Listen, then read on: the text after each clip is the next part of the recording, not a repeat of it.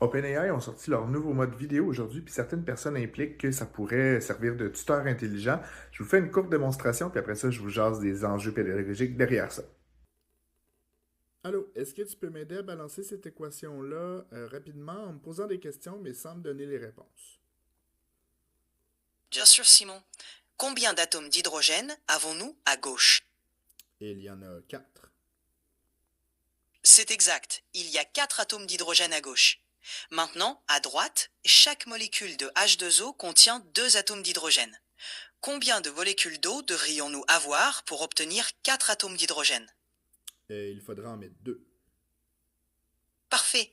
Donc, on multiplie H2O par 2 pour avoir 4 atomes d'hydrogène à droite.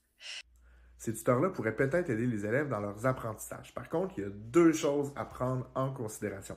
Le premier, c'est le fait que des fois, les IA se trompent. Ça m'est arrivé plusieurs fois dans mes tests que je faisais que l'IA donnait pas le bon chiffre, il se trompait, puis il disait comme si c'était la vraie chose. Et ça pourrait venir mêler un élève qui pourrait apprendre une information qui est fausse, puis venir plus lui nuire qu'autre chose.